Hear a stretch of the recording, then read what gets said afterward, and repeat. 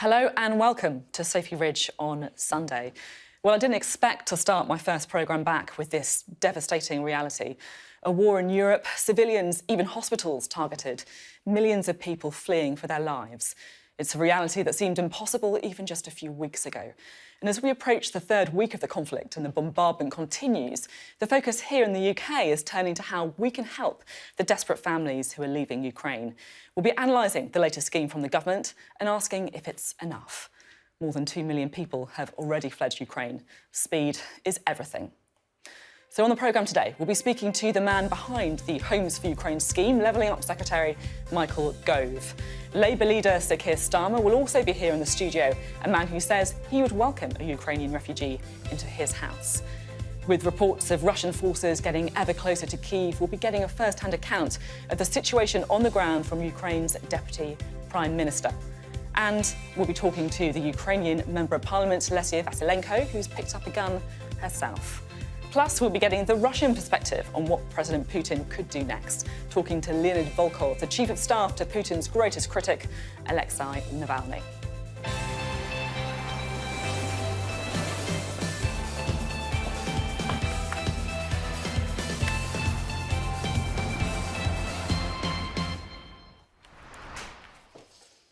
Well, more than 2.6 million people are now thought to have fled Ukraine. And as you would expect, the nearest countries have accepted the most refugees. More than 1 million have arrived in Poland alone. In comparison, the United Kingdom has accepted 1,305. That's according to figures published on Thursday. But is that about to change, with a new scheme offering £350 a month to anyone who provides a room for a Ukrainian refugee? Well, we'll find out. We're joined now by the Levelling Up Secretary, Michael Gove, to explain more. Thank you very much for being with us. Good morning. I'm keen to get to the latest scheme in just a moment, but first, yes. Is there an update you can give to us on what the latest military situation is in Ukraine? Well, the situation in Ukraine is perilous. It's uniquely challenging for the Ukrainian people and for their armed forces. They've shown amazing bravery and courage over the course of this conflict. But, of course, we know that Vladimir Putin is prepared to escalate. There are several grisly options that he has at his disposal. And that's why it's so important that we continue to provide all the support that we can to President Zelensky and to his team. What are those grisly options, then? Well, again, we know that from what Vladimir Putin has done elsewhere, from what he's done in Syria and what he has done in Chechnya, that he is capable of devastation on a terrible, terrible scale. And that is why we need to demonstrate solidarity with the Ukrainian people. And also, that's why the military support, the lethal aid the United Kingdom has been providing throughout, and that other NATO allies have been providing throughout, is so important. But again, we can't second-guess the decisions of the Ukrainian armed forces. About chemical weapons, the Prime Minister telling my colleague Beth Rigby this week that that's something that he fears.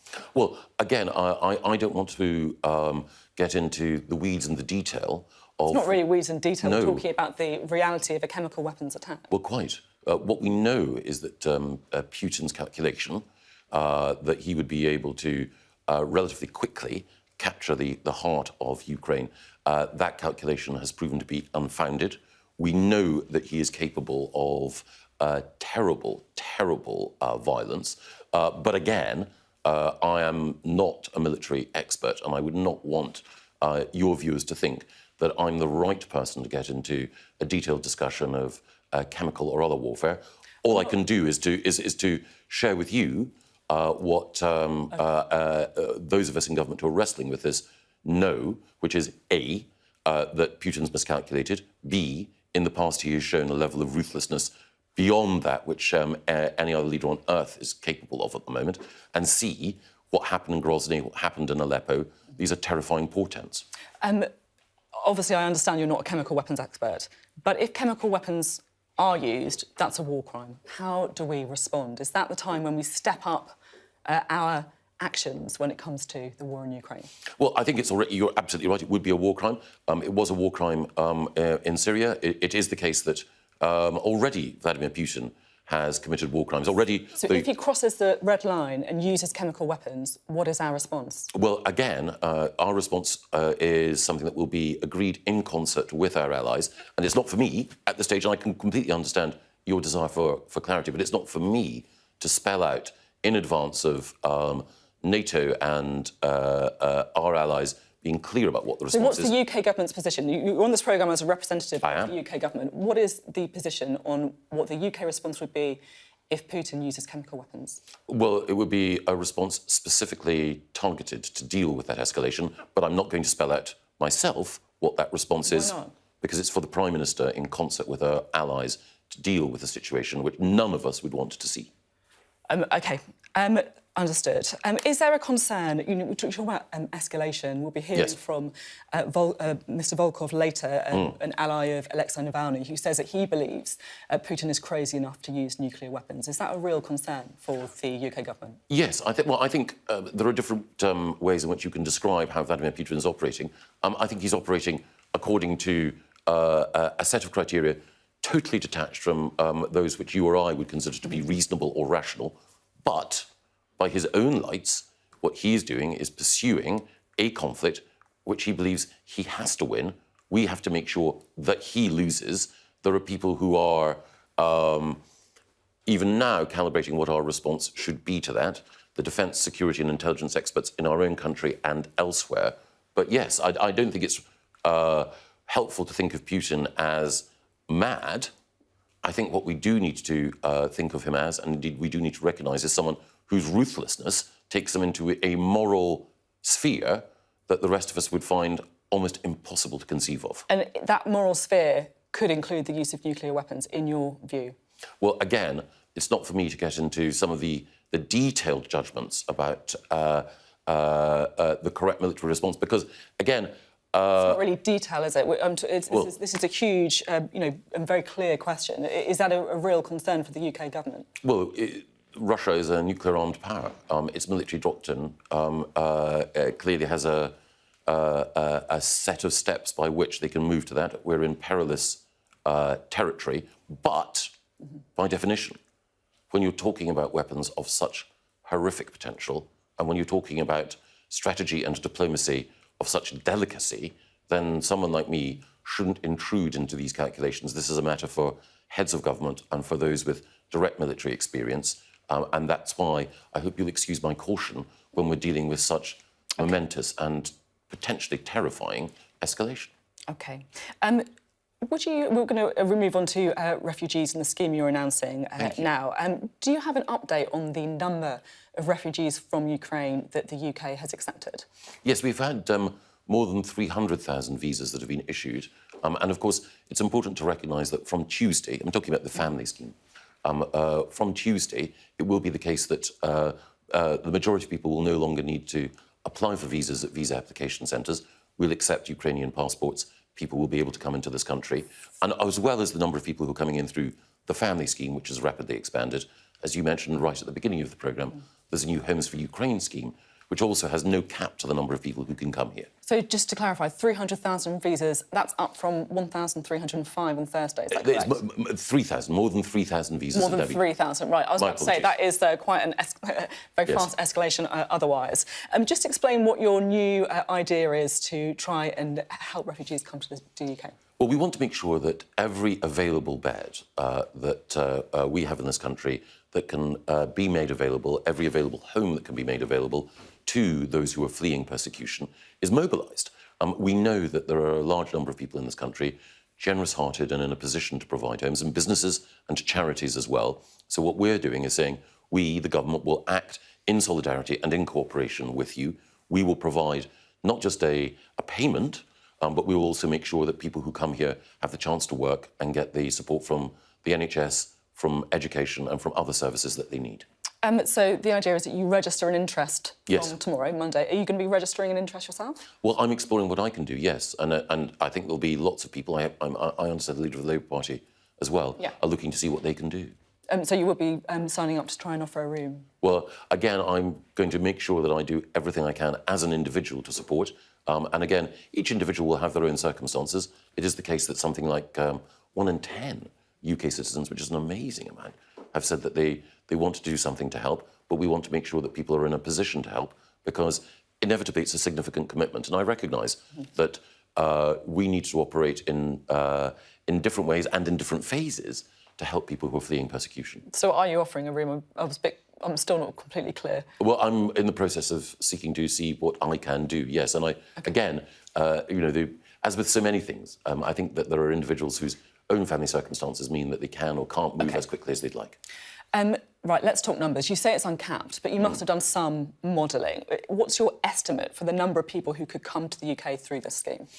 Tens of thousands. Tens of thousands, you think? And is that enough? If you look at the numbers, for example, of Ukrainian refugees, Poland taking in 1.5 million, France say they're expecting 50 to 100,000 in the coming weeks, Germany over 80,000 by Wednesday. It still feels, tens of thousands, it's relatively low numbers. If you look at the level of the crisis and the number of children, elderly, extremely vulnerable refugees, is that really enough? Well, there are so many things that we have to do. And again, in a way, in the face of a crisis of this magnitude, we have to make sure that we do what we can when we can.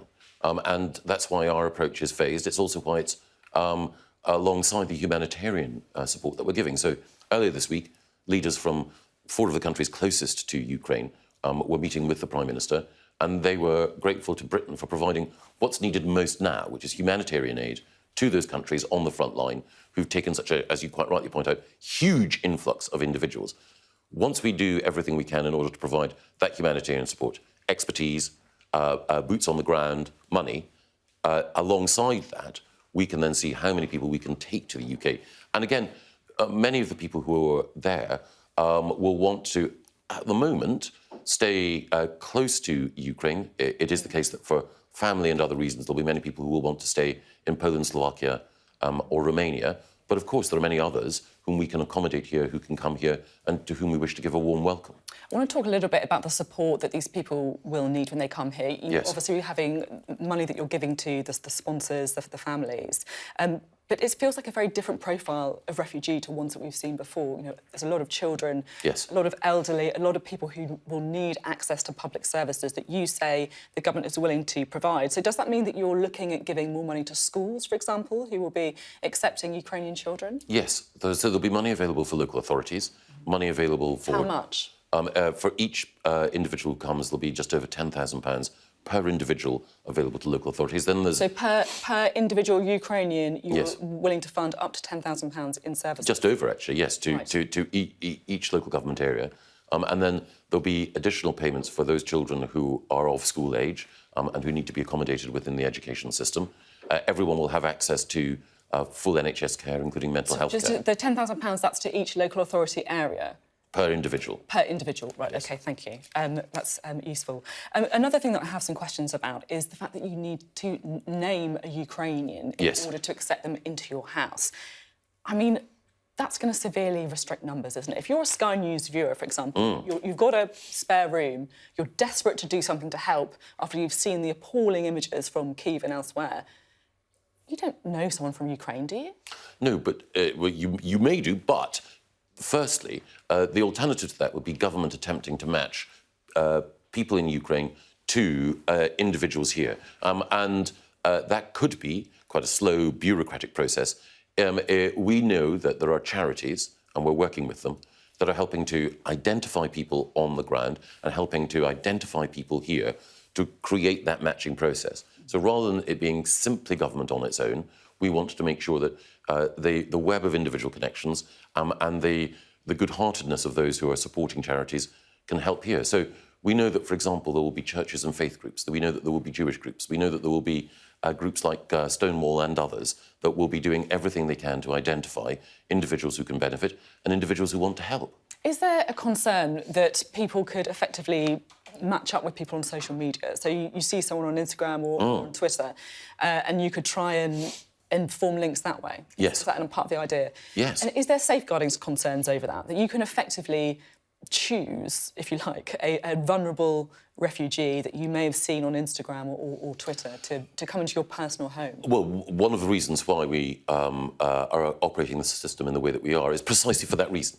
We absolutely do need to make sure, first of all, that the people in Ukraine are who they say they are, so there needs to be some security checks there. There's been understandable concern about this scheme being exploited possibly by criminal elements. So that's the first thing. Then the second thing is we do need to make sure that people here are who, are in a position to provide that support, which is why there will need to be security checks as well to make sure that those, and I think it would only ever be a tiny minority, but still, those who might be intent on exploitation can be prevented from abusing this system.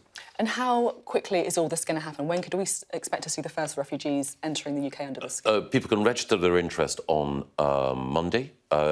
Matching will be taking place from Friday. I would expect that in a week's time we'll see the first people coming here under the scheme. Now, honestly, has there been a bit of disagreement in government over this? Because there's been reports of Number 10 blocking Home Office schemes. It feels as if it's taken quite a long time to get to this point. Has there been any disagreement behind the scenes about the best way to proceed? No, what there's been is a very focused, determined effort to get a scheme that works and meets the need of the hour. So,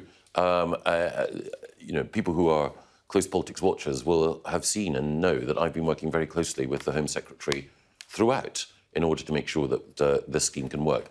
And it requires all of government. So it is the Home Office, quite rightly, that is responsible for our security, for making sure the areas that we've just mentioned, that the people coming here are the right people, that the people presenting are the right people. You can look at me in the eye and say you've got full confidence in the Home Office to deliver the scheme? Yeah, totally. OK.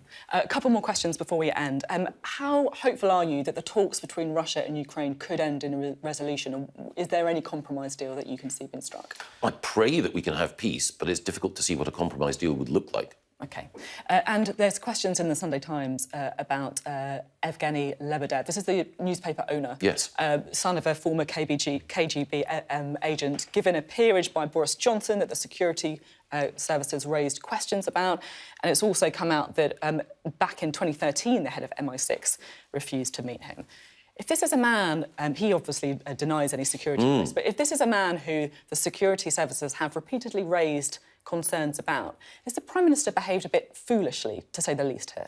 No, I don't think so. I've met Lord Lebadeer, as the Prime Minister has. At no point did anyone ever say to me that it would be inappropriate to meet him and to talk to him. And so I think none of those concerns were passed on, even though in 2013 the Sunday Times believes that they were passed on to people at least around Boris Johnson. Nobody has ever said to me, and I've met Mr. Lord Lebadeer, as he now is, in public, and nobody has ever suggested to me that that was wrong. There's something else as well I'd want to say. So you're happy to call him Lord Lebadeer then? Yes. Well, one of the other things I should say is that Lord Lebadeer has been clear through the pages of the Evening Standard, the newspaper of which he is proprietor, that he wholeheartedly disapproves of this conflict. He's been critical of Vladimir Putin's actions. I think one of the things that Vladimir Putin would like us to do is to have an approach in the UK where we said that everyone of Russian ancestry was somehow... That's not what we're saying, is it? This is somebody who the security services have intervened over the peerage. The head of MI6 refused to meet. Oh, quite. And this is not just some normal Russian person who lives on your street, is it? No, but it's also the case that, again, I think it's appropriate to recognise that what Putin wants to do is to divide us in this way. Again, the Sunday Times are reporting things today. They're news to me. But, of course, I take account fully of the integrity of their reporting. OK, just finally, the Prime Minister expected to travel to Saudi Arabia next week for talks on oil, trying to move the UK away from dependence on Russia from Russian energy. Now, of course, this comes as Saudi Arabia announces the execution of 81 men, one of the biggest mass executions for decades. Are you comfortable with the UK relying on oil from Saudi Arabia? Well, we have to rely on oil from a number of countries, many of whose human rights records we wouldn't, in fact, we don't approve of. Every time a UK government minister is in Saudi Arabia, we raise human rights concerns alongside the other work that we do. I guess we sell arms to Saudi Arabia. What's a little oil? Well, again, Saudi Arabia is a security partner of the United Kingdom. I think that there are human rights concerns. We're clear about those, but we also recognise that at a time when the world is in a fragile situation, that diplomacy alongside clarity on human rights is important. OK, thank you very much for being on the programme today, Michael Gove. Thank you. Not at all, thank you. That was Michael Gove, Levelling Up's secretary, spelling out his ideas for housing refugees. Well, the Labour leader, Sir Keir Starmer, says he would give a Ukrainian refugee a place in his home. The party have been broadly supportive of the government, but says action against oligarchs must be faster and harder, and also says that Boris Johnson has questions to answer over links to Russian money. He joins us now in the studio. Thank you very much for being with us. Good morning. Good morning. So we've just heard Michael Gove spelling out his scheme to house Ukrainian refugees. Is that something you support? Well, look, we've all seen the terrible images from Ukraine and, you know, families fleeing for the border, fleeing for their lives. And so, you know, I do think the UK has to play its part. So far, I think the Home Office and the government's got it completely wrong. The scheme that they've put in place so far has been too slow, too narrow, too mean, and, you know, we're where we were essentially with Afghanistan, which is only acting in the heat of the moment. Now, do I think that, you know, where possible, people should play their part in Britain?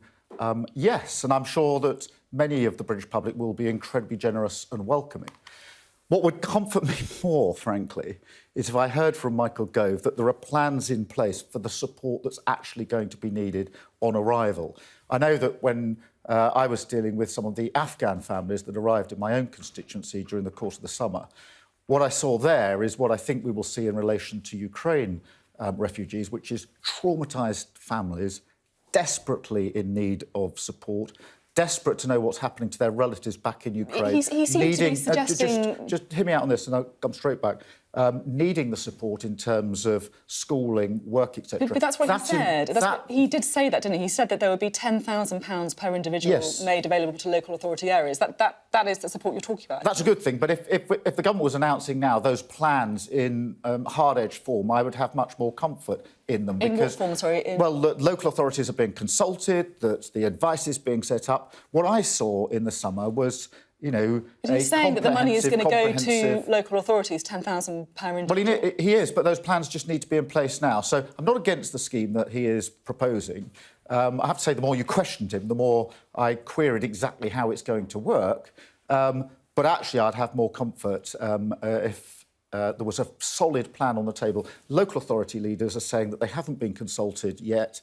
They are there ready to put the support in. Housing providers need to be involved in this. So what exactly are you asking for? Because you want a concrete plan on the ground. It feels like there is a concrete plan now. Well, I'm not sure, Sophie, about that, because what I saw in the summer was you need language experts, you need experts with traumatised families, you need experts who can help them contact their relatives back in the country they've just fled from, you need people who can sort out schooling very quickly, you need a local authority that's completely engaged in it, and you need housing providers. That can all be done, and it was done in the summer. I would just like the reassurance of knowing that plan is in place. I'm not against, you know, where families can housing a refugee. Of course I'm not against that. But I do think the basic support needs to be put in. And I want to hear from Michael Gove that those plans are fully ready. And I'm hearing on the ground that that just isn't the case across the country. So what is Labour's proposal for refugees then? You're talking about involving local authorities, involving, you know, local housing providers. Would you like to see an uncapped number of refugees coming from Ukraine without visas to be housed here? What I want to see is very simple, and it's a simple, safe route to sanctuary for those that are fleeing for their lives. I mean, no one would disagree with that statement. No, well, nobody would disagree. That's not a concrete plan like you want the government to. Nobody would disagree with that, but we haven't seen that in recent weeks. But what the government has put in place has been an embarrassment to our country. What's the concrete plan that you would like to see then? We want emergency protection visas, very simple, very straightforward, that could be dealt with en route on advice centres, en route to the United Kingdom, so that by the time people are here, they can come straight in the country and get the support that they need. Very simple, very straightforward, should have been thought through weeks and months ago.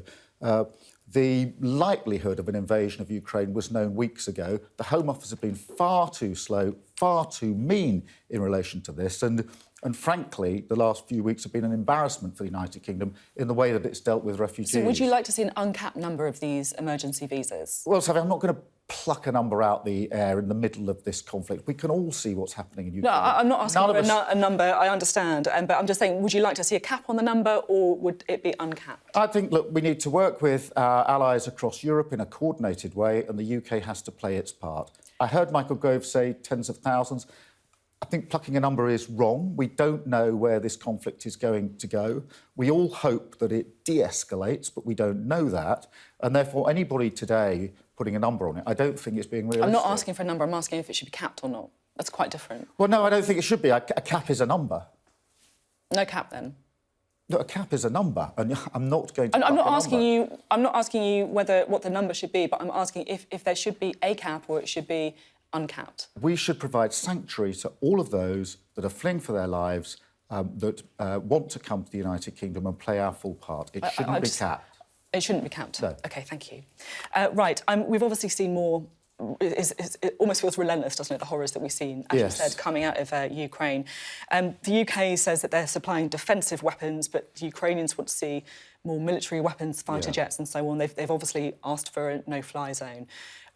Do you think the UK needs to be doing more at this point? We, the Labour Party and the opposition, have been supportive of the government on the in-principle stand, standing up to Russian aggression and standing up for the Ukrainian people.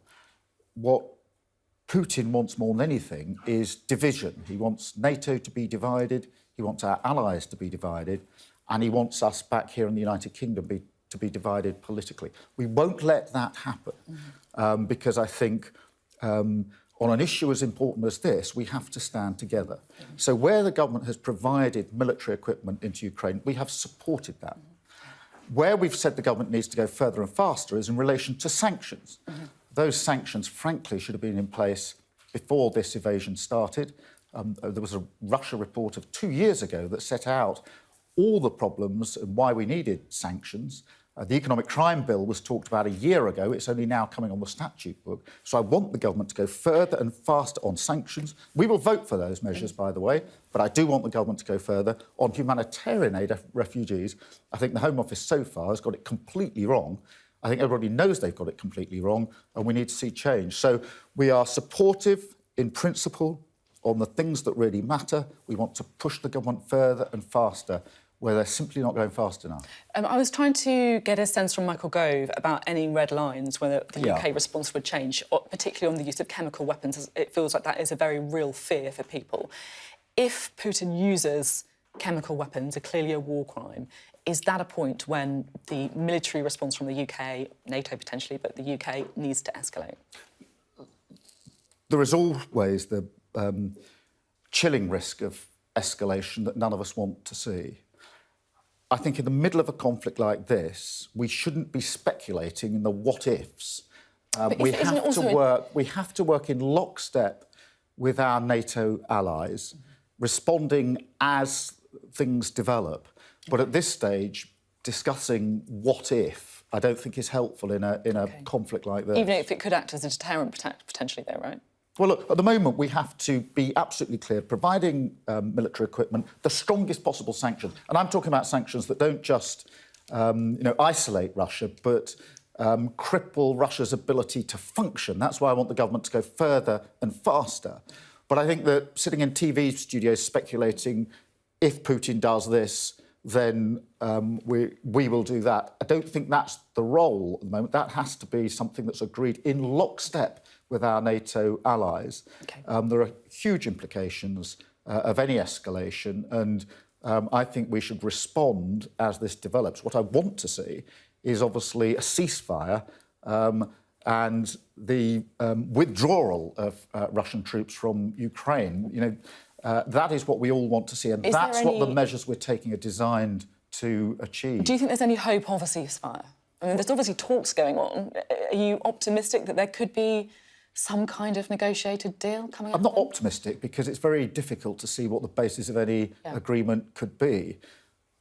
But of course, if it is possible to achieve a ceasefire and a withdrawal by Russia, then of course, like everybody else, I would want that to happen. The shocking images, I didn't think in my lifetime I would ever see again Russian tanks rolling into a European country, soldiers kissing their children goodbye as they stay to defend their cities and their country, and families fleeing for their lives, the awful bombing of a maternity hospital. Of course, if it's possible to find a way through this, then we should all be hoping for that. But am I optimistic? No, I'm afraid not at the moment. Yeah, it's absolutely heartbreaking, as you say. With your lawyer's hat on, is Vladimir Putin a war criminal? Yes. Yes. What I've seen already amounts to war crimes, particularly the awful attacks on civilians.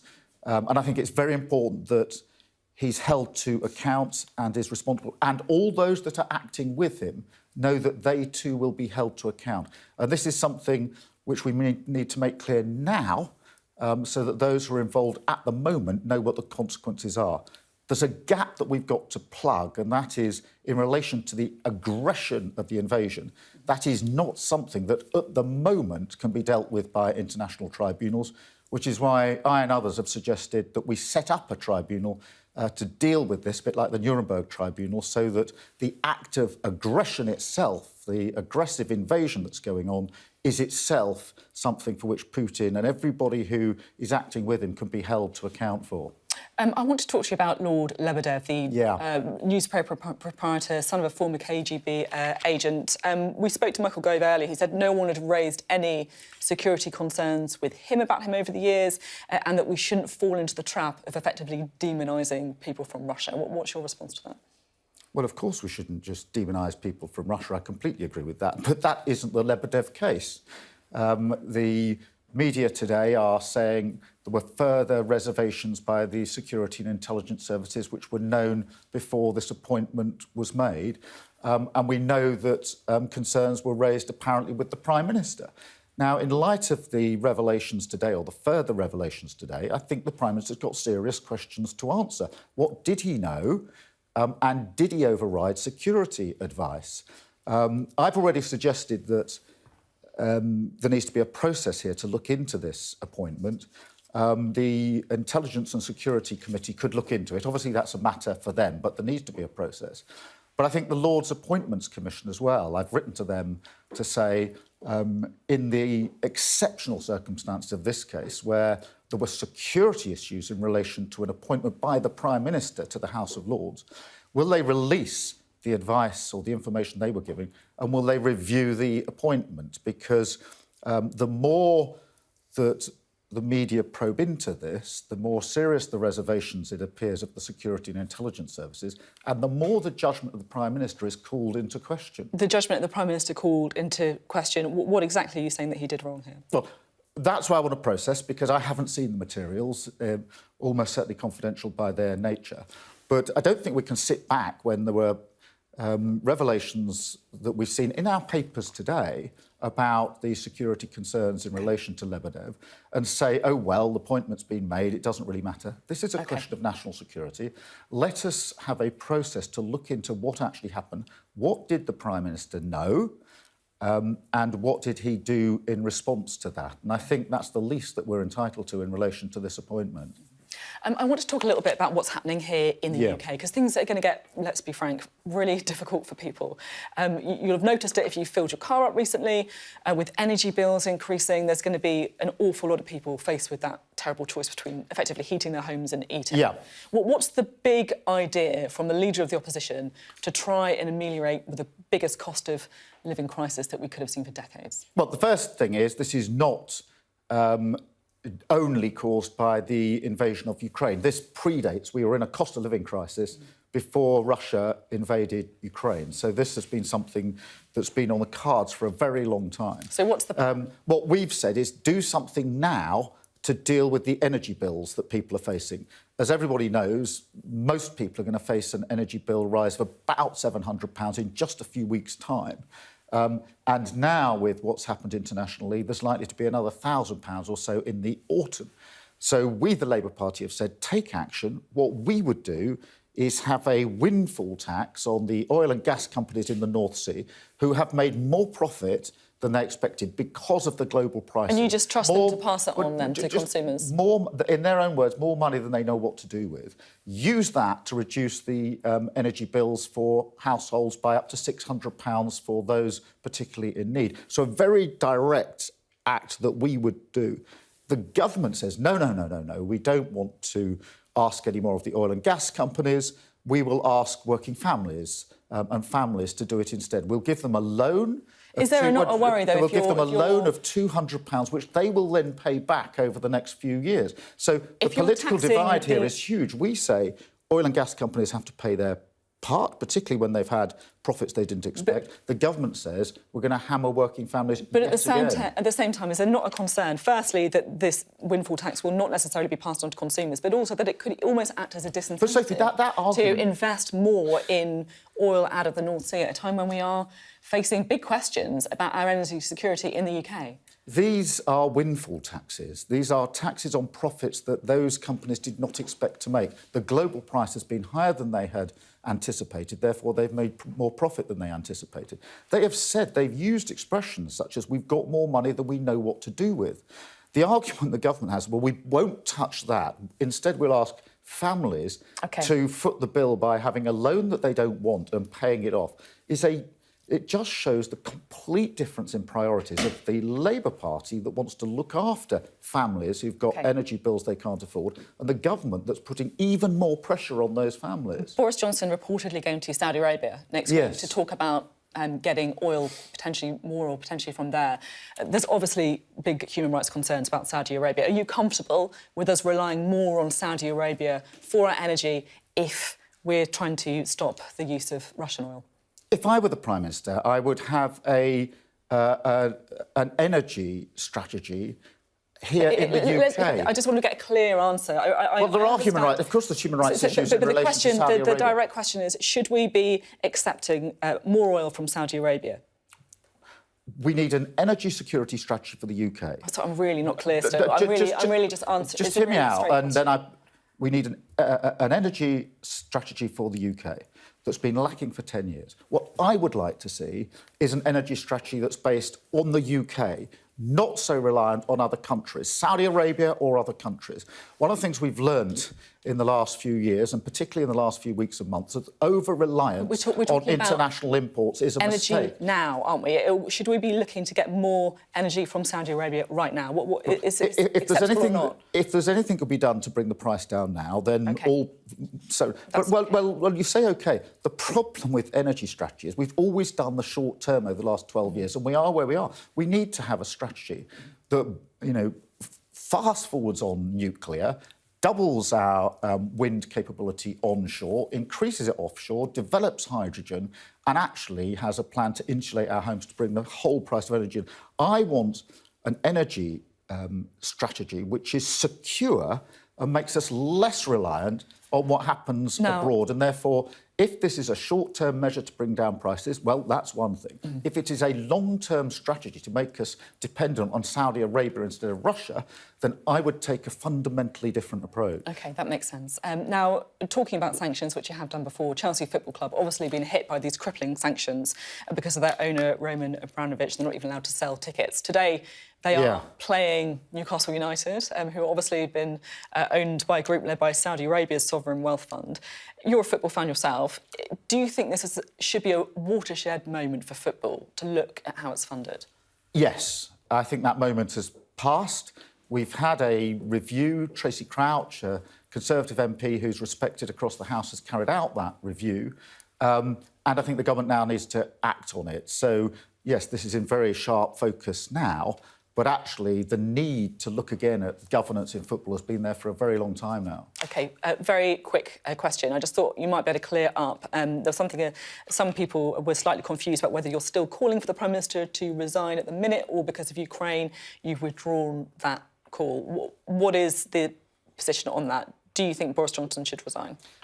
I haven't changed my mind on Boris Johnson. I think he's lost the moral authority to lead. I don't think he's fit to be our Prime Minister. I can't force him to resign. Only Tory MPs can do that.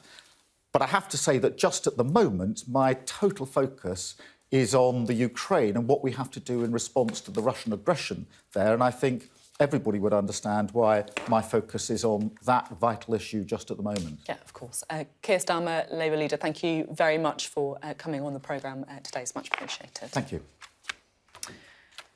Now, the Ukrainian President Zelensky says that his country is working with the European Commission to try and fast-track Ukraine's application for membership of the EU. The Ukrainian Member of Parliament, Leonard Volkov, is part of a delegation to the European Parliament and is currently in Strasbourg for us. Thank you very much for being on the programme today. Can you just explain what you are doing in Strasbourg? Essentially, 9 Ukrainian members of parliament, all women, are part of the international task force to ram up support Ukraine, both from EU countries and Council of Europe countries. So last week it was the session of the European Parliament, and we were working the delegations of the EU parliamentarians to see how we can move more sanctions, more robust sanctions against Russia, especially with certain countries who took half measures, and also how we can do more to expedite Ukraine's membership in the EU. This week is going to be about the Council of Europe expelling Russia from every single body of the Council of Europe.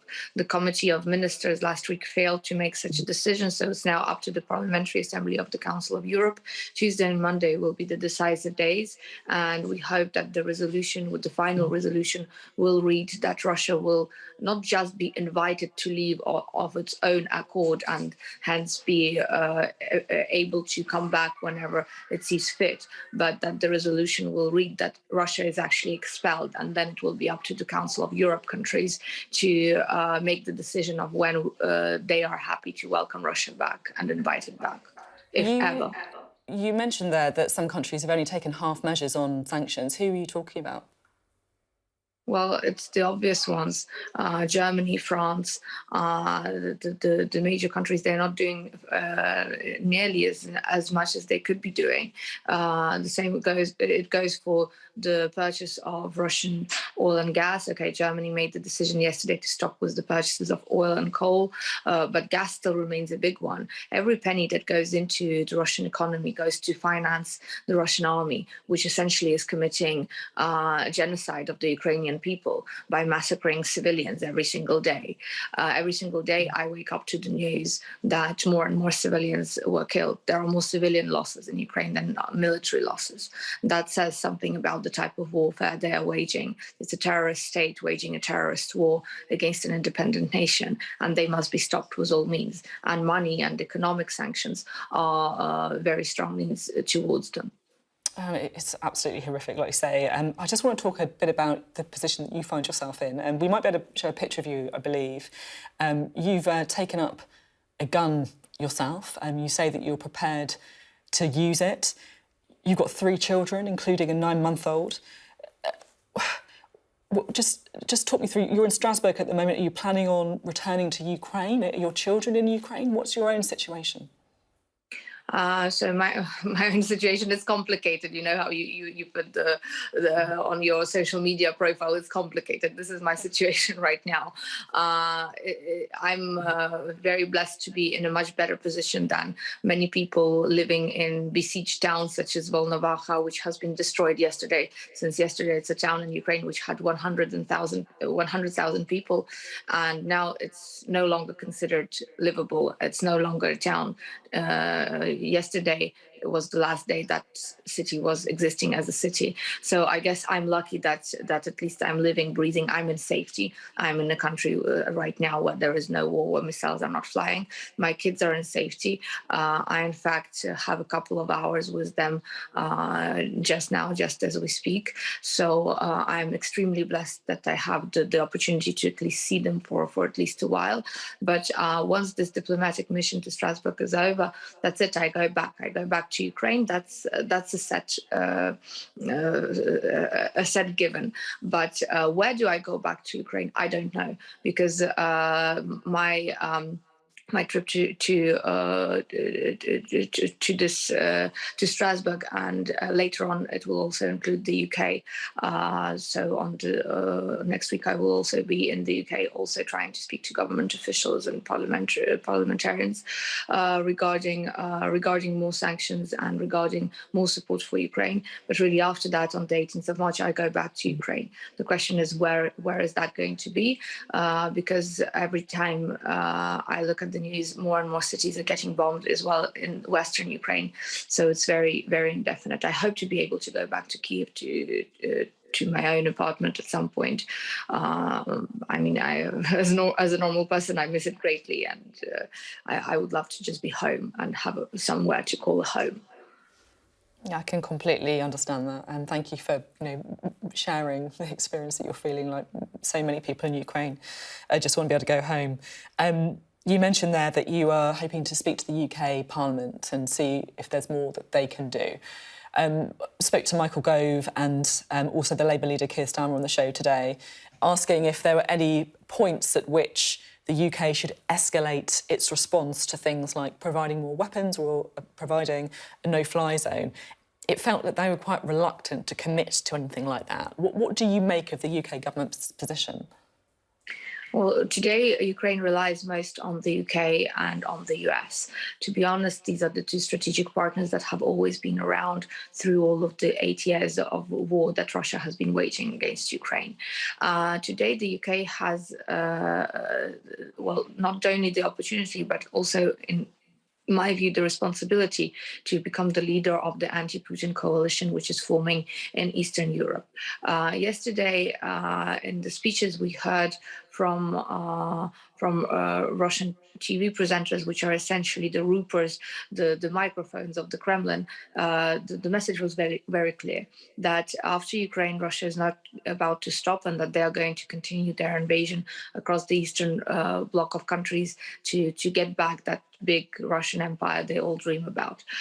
Essentially, that is a declaration of war on European states and on NATO member states. Before it's too late, I feel that this anti-Putin coalition formed of Baltic states, of Poland, of Georgia possibly, although Georgia has been very, very quiet these days, surprisingly, of the UK again, of the Nordic states, this anti-Putin coalition could really be the thing and the mechanism, the vehicle that can stop Putin before it gets too late and before the extent of the damage and the extent of losses of people's lives grows more than that of the World War II.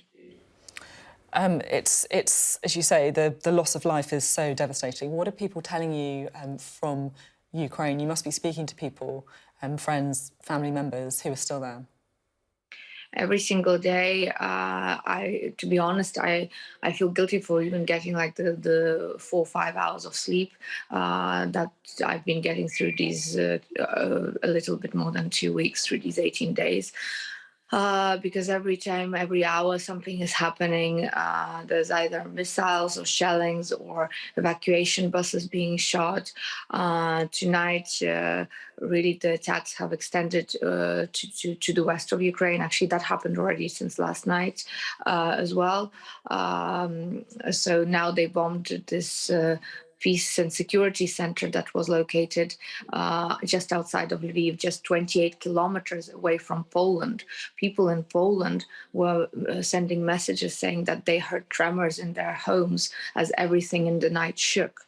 So this is how far they are pushing now. The Russians are really pushing on the borders, and I think it's going to be very little time before they start attacking Poland. That's really concerning perspective. And thank you so much for taking the time to talk to us this morning. We appreciate it. Thank you. Thank you. Very powerful interview there from Lesia Vasilenko. We are due to speak live to the Deputy Prime Minister of Ukraine, Ola Stefanishina, but she has been called to an emergency meeting in Ukraine. As you can imagine, it's a very fluid situation there. If she is able to join us, we'll bring you that interview when we can.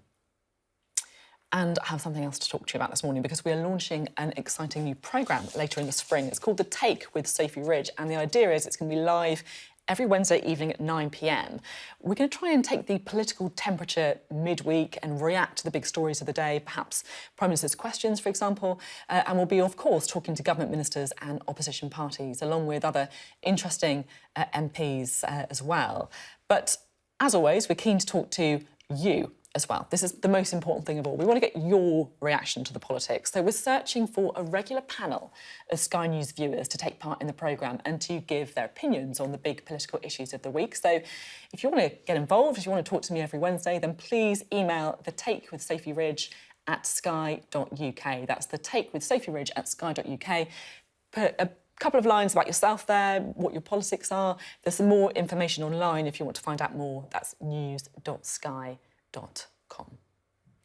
Plus, our weekly podcast is back this Sunday. So if you scan the QR code on your screen right now, then you will find the Sophie Ridge on Sunday podcast, and you can subscribe so it's in your feed every week. So on the podcast, there'll be highlights of the interviews from the show, a bit of post-match analysis, and also an insight, I guess, into how we put the programme together each week from me and the team. So you can find it and subscribe wherever you usually get your podcast. Just search for Sophie Ridge on Sunday. It should be available again later today. Now, Vladimir Putin has responded to opposition to the war in his own country with increasing repression. New laws threaten 15 years in jail for sharing so-called misinformation. Thousands of people have been detained for protesting. Now, Alexei Navalny is the Kremlin's most prominent critic. He's on jail, and now his spokesperson has also been placed on a most wanted list as well. Now, to get a sense of just how harsh the crackdown is in Russia and any hope there may be of an uprising against Putin, I spoke to Alexei Navalny's chief of staff, Leonard Volkov, who is in Lithuania. This is what he had to tell me. Thank you so much for coming on the programme today. We've all seen the horrors coming out of Ukraine, children killed as they've been trying to flee, maternity hospitals being bombed.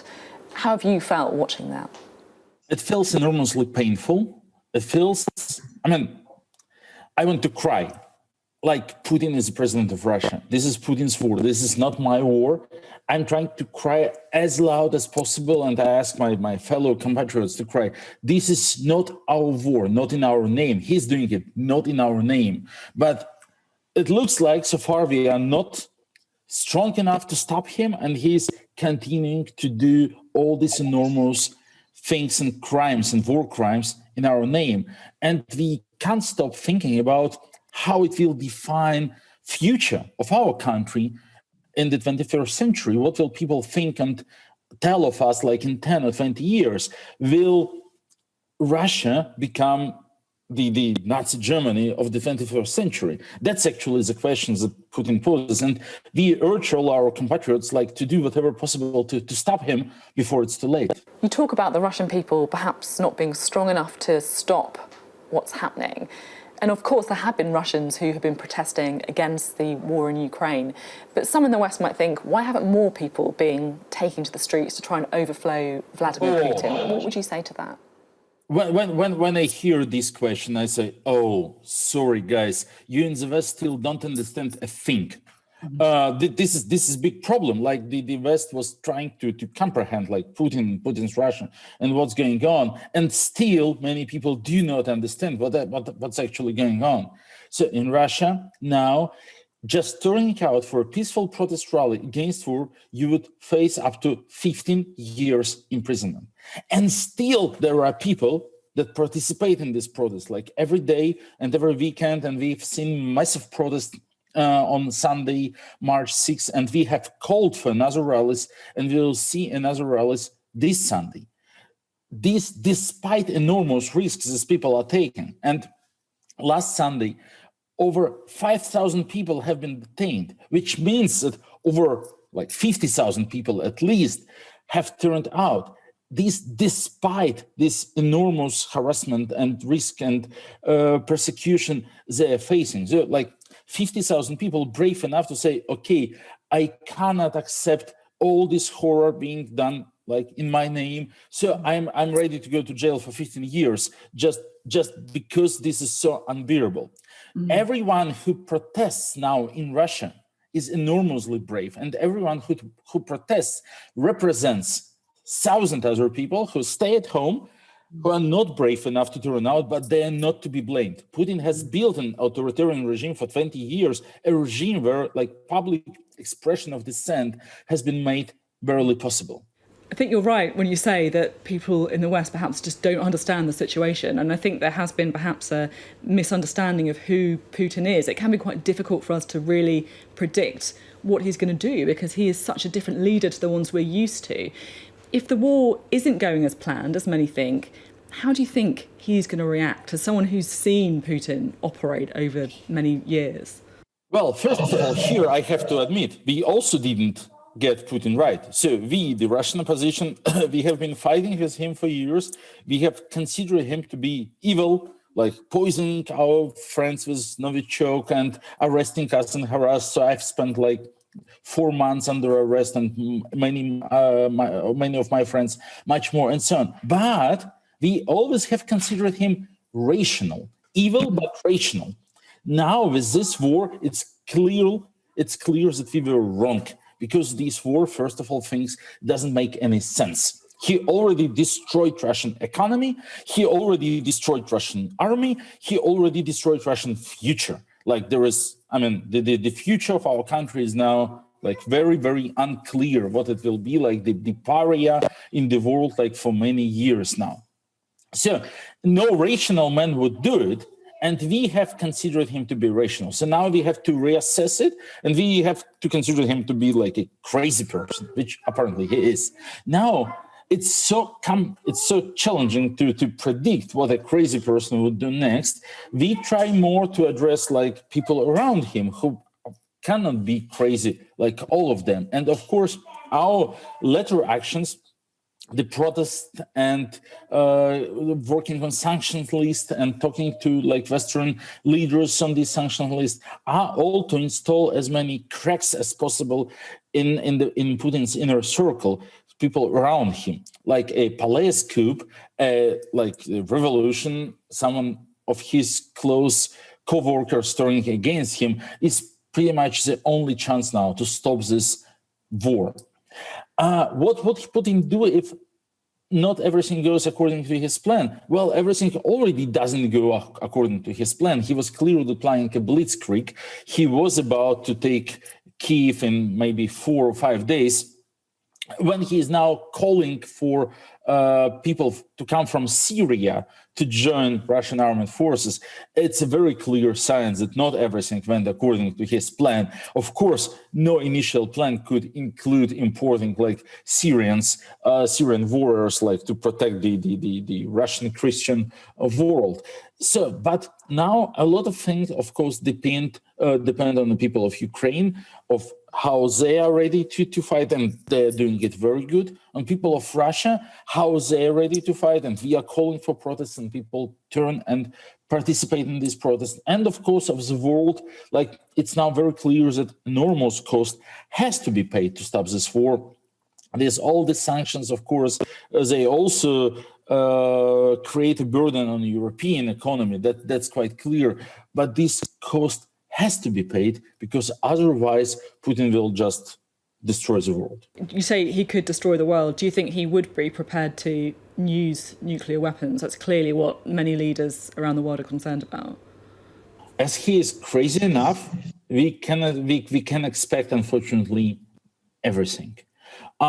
He's clearly not winning the war against Ukraine, and he might think about other solutions, more powerful weapons, more powerful solutions to change the course of this war, which is now not so successful for him. And just finally, in your answer earlier, you said that the one chance of ending this would be for those around Putin to try and stop him. Do you think that could happen? The Kremlin, do you think there are enough cracks in those around him and his inner circle to stop this war and to perhaps even depose him? Yeah, I think so. This is probably the only chance, but it is quite feasible, because his elite is clearly unhappy with what is going on, and many oligarchs have already publicly spoken out against Putin's war, which is quite unheard of. And many of people around him are, of course, also not bloody maniacs and do not want this all to happen. So I believe that rationally it could happen that some of people in his inner circle will decide that, okay, they're ready to take the risk, but to stop it, and they will know that, well, the world will be thankful also for them. I can't call any names. I can't say this guy will probably try to create such a revolutionary situation. This is not predictable, but we have to keep working to create more pressure on these people around Putin to make this scenario more probable. And thank you so much for your insights. It's been really fascinating to talk, so thank you.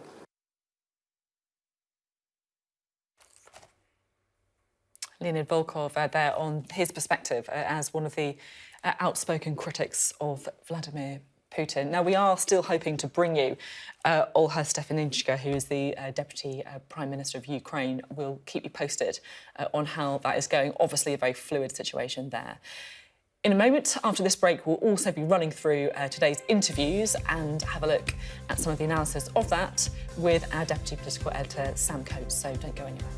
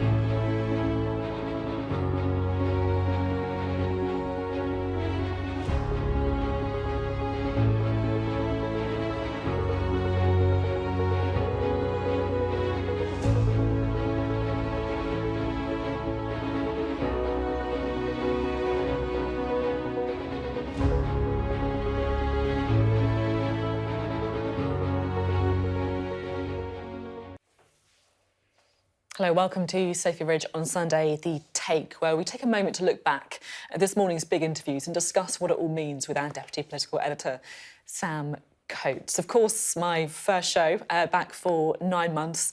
There is no way I thought we would be in this situation. I mean, it's such a difficult watch. I'm sure you feel exactly the same, just how relentless and helpless you feel when you watch what is unfolding in Ukraine. The government in the UK trying, of course, to do something. Michael Gove unveiling the plan for refugees. I was really trying to get into the nitty-gritty about whether or not it's going to work, how many people we're talking about, safeguarding concerns, how quickly it's going to go. Can we rely on the Home Office to actually make this happen? We'll be listening to his interview a little bit later as well. Plus, Sir Keir Starmer, the leader of the Labour Party, giving the opposition perspective. But to be completely honest, the interview that I really remember from today was that of the Ukrainian MEP. A picture of her holding a gun, talking about her 3 children, one 9-month-old, talking about how she feels guilty if she sleeps for 4 or 5 hours at night because that's more than her friends and family back in Ukraine are getting. And I guess those are the voices that really bring it home, just the situation that we are in at the minute. Let's bring in Sam Coates now, shall we, our Deputy Political Editor. Listening to the show today. Sam, good to talk to you. What were your main takeaways? Hello, Sophie. It's great to have you back, and what a world that you stepped back into. I mean, one theme ran through all of the interviews that you did, and that is the massive uncertainty that the world, that British politicians, that Ukrainians all face right now. And as we went through the various guests, you heard the plans for refugees, the potential plans to deal with crippling energy costs, with rising prices. But the bottom line, Sophie, is that nobody knows whether we are going to be dealing with this Ukrainian crisis, the incursion and invasion by Russia, in 3 months, in 6 months, or in 10 years. And the answer to all of the questions that you pose to leading political figures are different depending on what that is. We just cannot know. And at one end of the spectrum, you were talking to your guests about nuclear war and the realistic prospect that that could be something that we have to face up to. Chilling after 2 decades, 3 decades where that hasn't at all been on the agenda. But at the other end of the spectrum, impossible questions about what to do if there are shortages on so many fronts: energy, food, fertiliser, which is going to just make everyday life a misery for millions of Britons. So it is a perilous time. And I feel that having gone through Brexit and having gone through COVID, we have talked about the difficult times ahead that those potentially could have meant. But we are now talking about stuff on a new scale. And it was that conversation that you began with by talking to Michael Gove, the Levelling Up Secretary, about a government that is now realistically having to ask questions about nuclear warfare, chemical warfare, and the escalation, what types of escalation and response there would have to be to that, that just showed that we are in a new universe when it comes to the current political situation. Yeah, I think that's right, Sam. And actually, to be honest, I was quite shocked by what we ended up talking about on the show today. You know, you feel a responsibility, don't you, that you don't want to be alarmist, but at the same time, you also don't want to not address things that world leaders are clearly thinking about all the time when it comes to their response to Russia. And I think we can perhaps bring in a little bit of what Michael Gove said earlier. He was talking about the, in his words, grisly options that President Putin could decide to adopt. We know that Vladimir Putin is prepared to escalate. There are several grisly options that he has at his disposal. We know that from what Vladimir Putin has done elsewhere, from what he's done in Syria and what he has done in Chechnya, that he is capable of devastation on a terrible, terrible scale. Russia is a nuclear-armed power. Its military doctrine clearly has a set of steps by which they can move to that. We're in perilous territory. Perilous territory. Sam, I mean, he obviously doesn't want to be drawn into too many specifics, but it's pretty clear what he's saying, isn't it?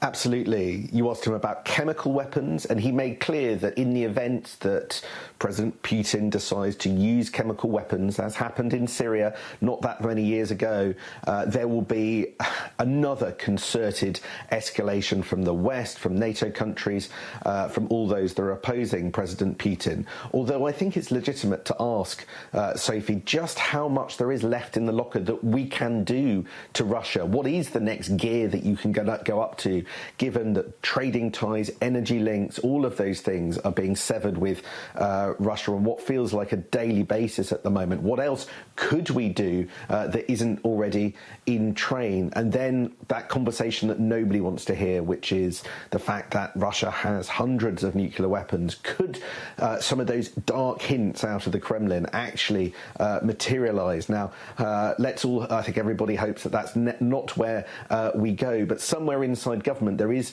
starting to have to be some planning to have to discuss those questions. What could the various steps that Russia are taking look like?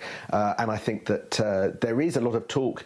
You were talking to Alexander Navalny's chief of staff, and he was making absolutely clear that he does think that President Putin is of a frame of mind where he could use nuclear weapons. And I think that this is one of the reasons why, for all of the bullish response of the West, you nevertheless had Joe Biden over the weekend coming out and saying that there are limits to what they will do, what the West will do to defend Ukraine, and that limit does include not sending troops to Ukraine itself, for the very fear that this could escalate into some kind of nuclear conflict, which nobody wants to see. The thing that really struck me from the interviews today was how people are struggling to really second-guess the frame of mind that Putin is in, as you were referring to there. Michael Gove talking about his ruthlessness, Leonard Volkov, the chief of staff of Alexei Navalny, saying that they thought he was at least rational before. Now they have to consider that he's effectively someone who is crazy, and as a result, very, very unpredictable. Let's just bring in, shall we, Leonard Volkov, because I thought this was actually quite a revealing interview. Let's listen to what he had to say about what Putin could do. Do you think he would be prepared to use nuclear weapons? That's clearly what many leaders around the world are concerned about. As he is crazy enough, we can expect, unfortunately, everything. He's clearly not winning the war against Ukraine, and he might think about other solutions, more powerful weapons, more powerful solutions to change the course of this war. The other big topic of discussion, of course, this morning and on the programme as well, was refugees.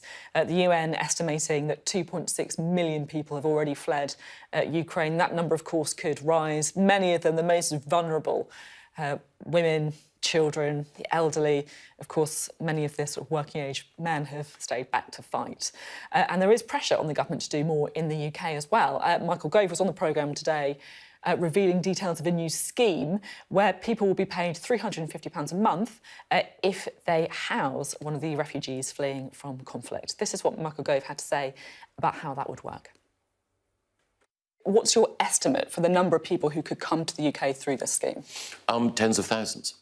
Once we do everything we can in order to provide that humanitarian support, expertise, boots on the ground, money, alongside that, we can then see how many people we can take to the UK. And again, many of the people who are there will want to, at the moment, stay close to Ukraine. So there'll be money available for local authorities, money available for... How much? For each individual who comes, there'll be just over £10,000 per individual. People can register their interest on Monday. Matching will be taking place from Friday. I would expect that in a week's time, we'll see the first people coming here under the scheme. Well, let's bring Sam straight back in, shall we? And there has been criticism of the UK government for being sluggish, effectively, in bringing refugees over to the UK, not having visas waived like so many other countries in the EU. Do you think this scheme will be enough to silence that criticism? Well, I thought there were two features of the big scheme that Michael Gove is going to formally announce in the Houses of Parliament tomorrow that struck me. And it does, as you say, come after days of criticism that the government isn't being generous enough. They haven't just opened the doors to Ukrainians. There are conditions, hurdles that Ukrainians have to get over and checks that they have to pass in order to come to the UK. The first big thing that struck me about Michael Gove on your show this morning was that he was making clear that this is only one part of a much bigger armoury to help individual Ukrainians, almost the last option of a long list that also included humanitarian aid, money, and practical support for people so they could, preferably, it would seem to be, he is saying, stay nearer Ukraine rather than actually coming to the United Kingdom. So the British government's position is that they don't expect many people to want to come to the UK, and that's why the scheme is only likely to bring in a much more limited number of people than you are seeing being rehoused in countries like Poland, where hundreds of thousands of people are pouring across the border. So they are justifying proudly the more limited nature of the scheme that they are constructing. Then the second thing, and again I thought that this came out well in the interview just now, is that some of those hurdles that Ukrainians are going to have to clear are quite tricky. Effectively, Ukrainians wanting to come to the United Kingdom are going to have to be matched with either an individual here or a company or a charity. They've got to have what is going to be known as a sponsor. But it's not totally clear yet, and we'll get more details tomorrow about how that sponsorship scheme will work. I mean, it's effectively like a sort of, this is a crude and perhaps inappropriate way, it's sort of like a dating app to match the two sides. How do you spot who you want to help from Ukraine if you're a British citizen wanting to help to perhaps give them your spare room? Does this mean that people who are more vulnerable are less likely to get a match because they could be considered unappealing? I think that this is an innovative scheme, and I think the government will get credit for drawing something up at pace. But there are potential problems with it as we move through the months, because effectively individuals look like in the UK look like they'll be taking responsibility and playing a role in choosing who comes into their house, which will work in some cases, but it could prove a bit tricky as time goes on, particularly if there are people on the UK side who don't have the best of motives, that people are desperate to be matched on the Ukrainian side, so don't perhaps present themselves as they should. I think there are particularly a lot of questions for this scheme that we will hear about in the Commons tomorrow. Yeah, certainly right. Sam, thank you very much for your analysis so far. And we're going to have more from Sam and me and analysing those interviews, including with the Labour leader, Sir Keir Starmer, after this break.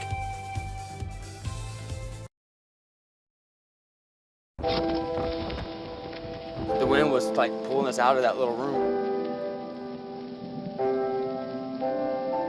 Mandatory evacuation, you must leave! I'm Greg Milam, Sky's US correspondent here in Los Angeles. It is almost impossible to predict where these fires will go next.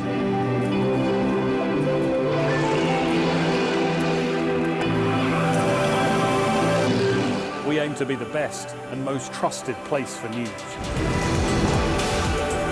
This gives you an idea of the strength of those winds, strong enough to bend and twist metal.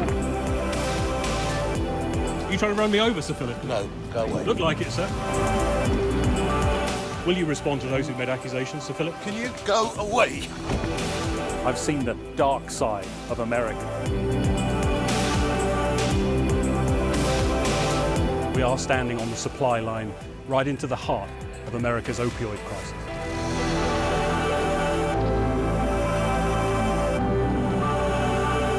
I've seen heartbreaking human stories. There was a river of blood coming out of the mosque. That's a scene that you don't forget. Christchurch has been changed forever by what happened here.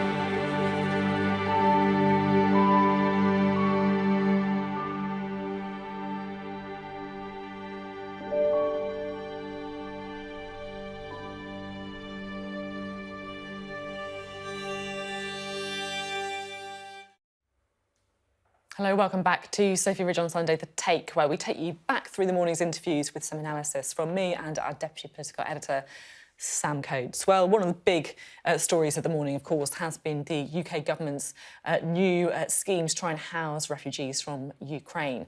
We spoke to Michael Gove about it. We also spoke to the Labour leader, Sir Keir Starmer, to try and find out what he thought of the new housing scheme.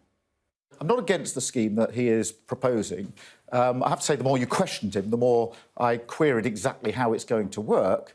But actually, I'd have more comfort if there was a solid plan on the table. You need language experts, you need experts with traumatised families, you need experts who can help them contact their relatives back in the country they've just fled from, you need people who can sort out schooling very quickly, you need a local authority that's completely engaged in it, and you need housing providers. That can all be done, and it was done in the summer. I would just like the reassurance of knowing that plan is in place.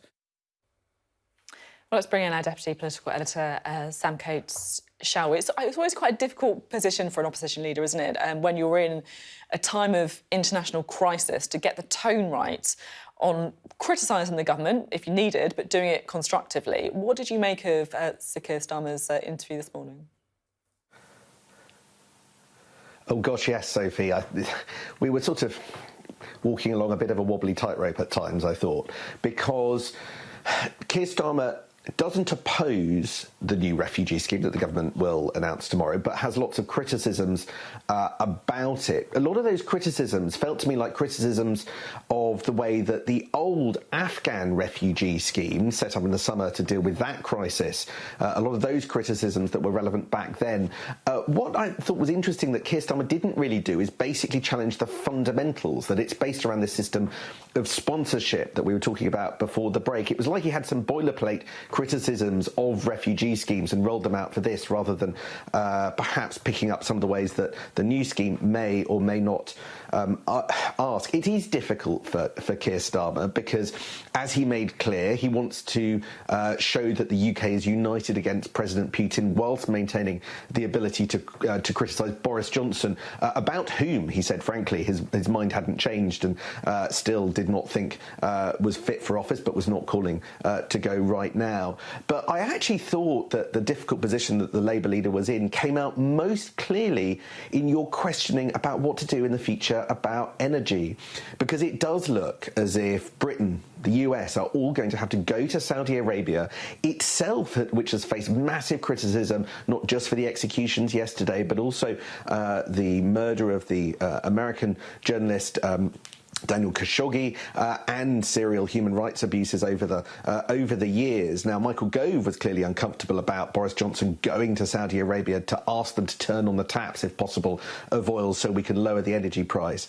Keir Starmer, well, he on the one hand, on the other hand did it a bit. He on the one hand said he wanted a long-term energy strategy that didn't involve Saudi Arabia in the mix, but then at the end of your interview essentially conceded if in the short term to bring down prices, Boris Johnson needs to go to Saudi Arabia, that is one thing, he just doesn't want to see it in the longer term.